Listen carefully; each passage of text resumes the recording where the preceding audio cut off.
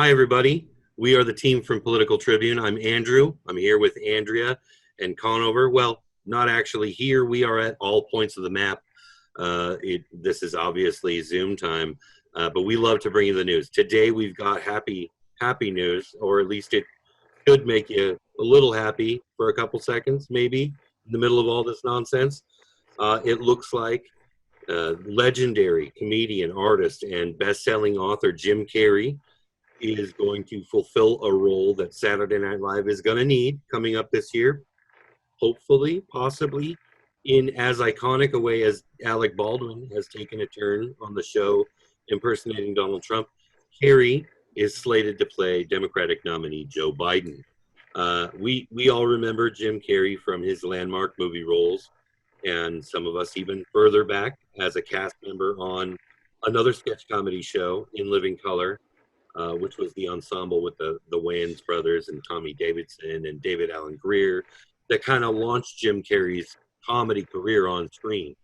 But lately, Jim's taken a dive into the world of politics with visual art that he's created and posted to his Twitter account, not just of the big events of the Trump era, like, caging children at the border, which he's visited as a topic a couple of times, but also members of the Trump administration in all their glory or at their very worst. It seems like a natural progression for Jim to kind of parlay his comedy into his art and then his art back into his comedy as he tackles the role of Uncle Joe. Wouldn't you say so, Andrea? Yeah, absolutely. So it's pretty natural, for celebrities, especially over the course of the past 4 years or so, to poke fun at conservatives. And it's not so much that they really pick on conservatives as it is the fact that this country is going through a lot right now. We're under a lot of stress, and it's one thing after another, day after day, and it just so happens that that's hailing from the right. And so we've seen kind of a trend, especially through this administration, of celebrities using their platform to make their voice heard. So we've seen everything from Twitter accounts. We've seen, award ceremony speeches, where celebrities have used that opportunity, to speak up on issues. But over the years, Saturday Night Live specifically has been a really popular platform, for these celebrities to use to get their message out.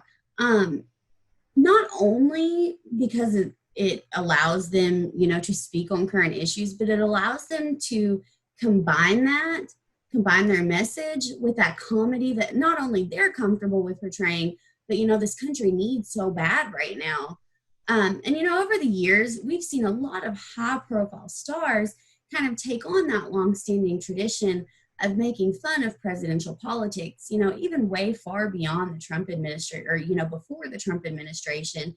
We had Tina Fey portraying Sarah Palin, and there were running jokes about Bill Clinton, Obama, etc. The only sitting president that's ever actually seemed to have a problem with this is Donald Trump, which isn't surprising. And speaking of Donald Trump, Carrey is going to be following his presidential predecessor, Alec Baldwin, who actually portrayed Donald Trump in dozens of episodes for Saturday Night Live, where he stood in impersonating the current commander-in-chief. And that actually turned into a massively successful role for Baldwin. Years down the road, 10, 15, 20 years later, everybody's going to remember, Alec Baldwin as Donald Trump. The man could play Donald Trump just about better than Donald Trump could. And I have no doubt that Carrey will be every bit as successful at creating that iconic role that people will take home with them, that nobody seems to forget. And I got to be honest with you, everybody here at Political Tribune is really excited about Carrey's upcoming role, and the buzz is that Carrey himself is pretty pumped too. Andrew, what are we seeing about Carrey's thoughts and feelings and on his impending presidential role, and how did he even get here? It's got to be exciting for him. I won't weigh in on his thoughts. They seem pretty manic, but really, when you see somebody step into a role like this, you just have to wonder, how did it come together? How do they figure out that Alec Baldwin is going to be the perfect Donald Trump? Is it a matter of somebody showing up at the 30 Rock Studios and auditioning? Did Jim Carrey make some phone calls? What do you know about this, Conover? So, according to a report, Mr. Carrey expressed interest in doing the part to the show's creator, Lorne Michaels.